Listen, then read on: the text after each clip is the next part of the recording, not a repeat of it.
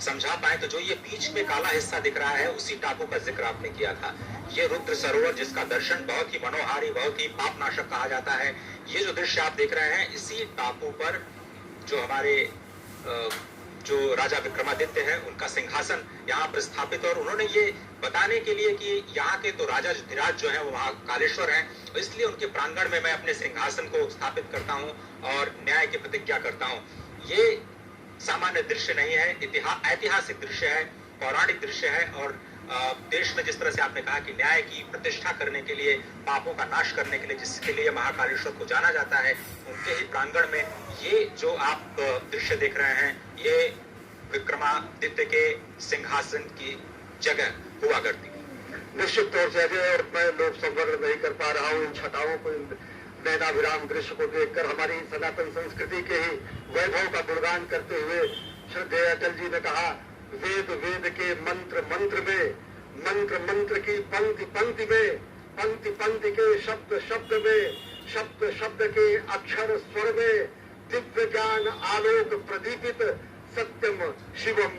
सुंदरम शोभित। निश्चित तौर से सत्यम शिवम और सुंदरम की जो संकल्पना है वो साक्षात चरितार्थ हो रही है। हम साक्षी बन पा रहे हैं, करोड़ों करोड़ों लोग पूरे विश्व में साक्षी बन रहे हैं इस ऐतिहासिक घटना के, महाकाल के दरबार में, महाकाल के महालोक का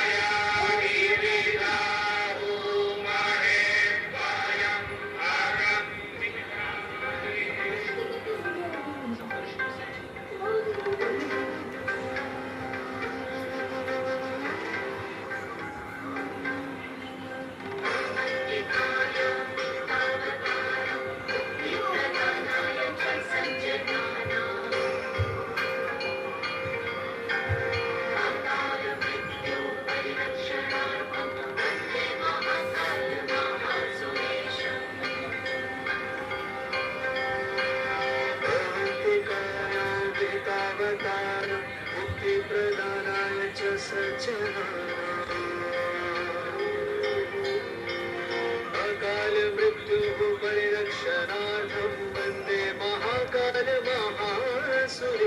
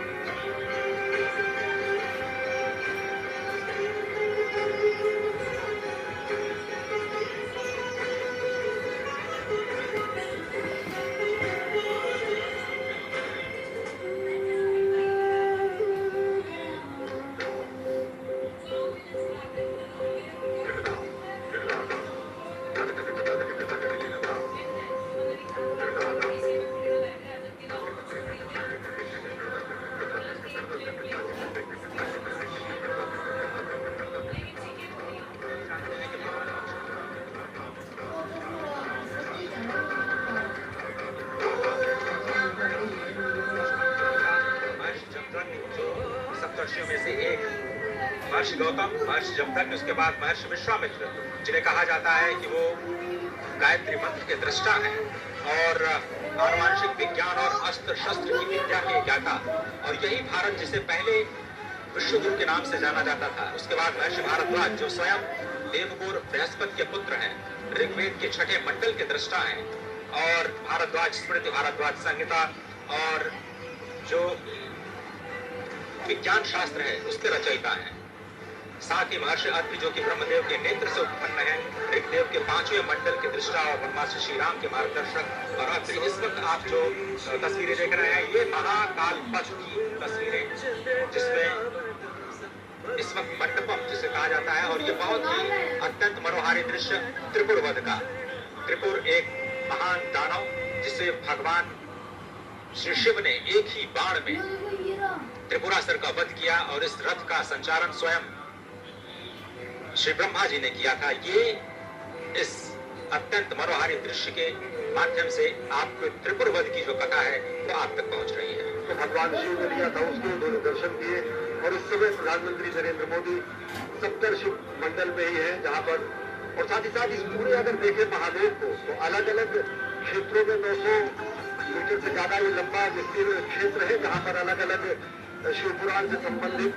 राक्षस असुर के रूप में जाने लगे, और जब उनसे समूची मानवता क्लांत हो गई, ये दृश्य इस समय देख रहे हैं कि प्रधानमंत्री नरेंद्र मोदी उसका अवलोकन कर रहे हैं। तो उसे मोक्ष प्रदान करने के लिए एक विशेष रथ के रूप में और विशेष अस्त्र के रूप में त्रिपुरासुर संहार करने के लिए